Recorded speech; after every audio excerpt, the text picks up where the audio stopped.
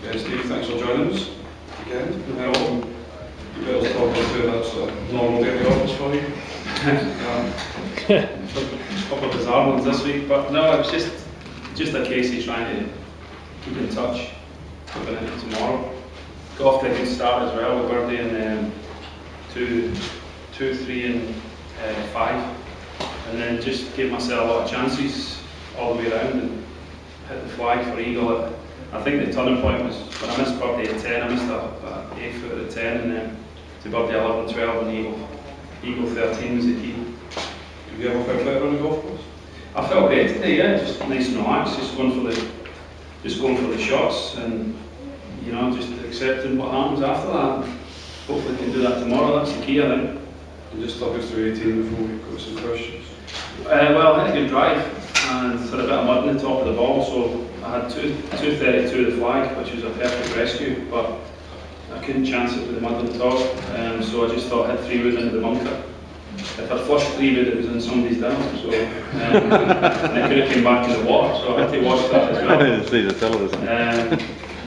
So it was, you know, the bunker shot was, it was down drain, it was just get it out and let it run, but it came out perfect, and obviously we went in for a great finish. What was the distance of the bunker shot? Must have been a good 30 yarder, 25 yarder. Thank you. Take some questions, guys. Here's the mic for the tape. Steve.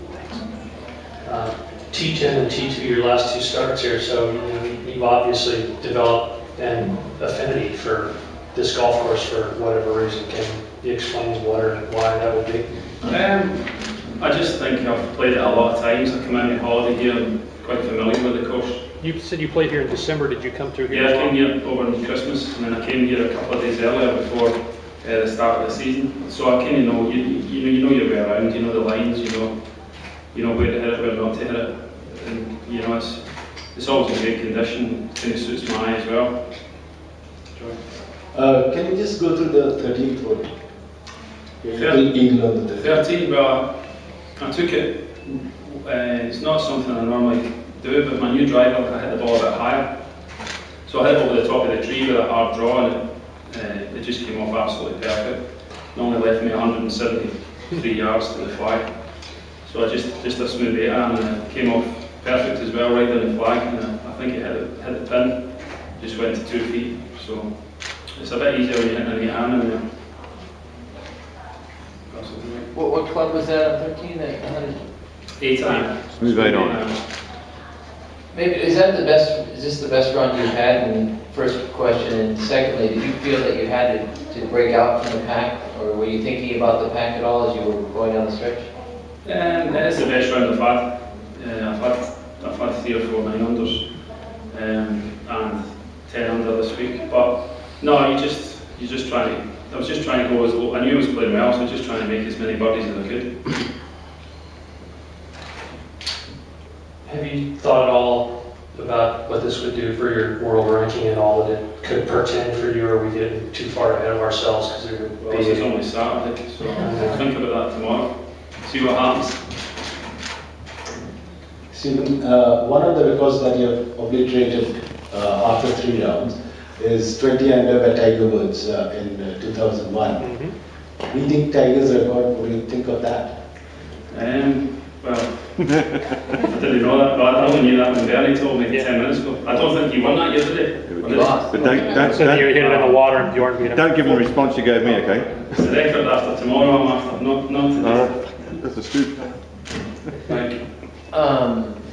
Just as you mentioned, I mean, last year you had a shot at the win last year, and you finished second. You had a disappointing Sunday. I mean, did you learn, or will you be thinking about that, or do you learn anything from that kind of close call last year? It wasn't a disappointing Sunday. Shot 4 under or 3 under, like, but just to give it a shot. It was tough conditions. Had a putt for it, had a putt for the tie.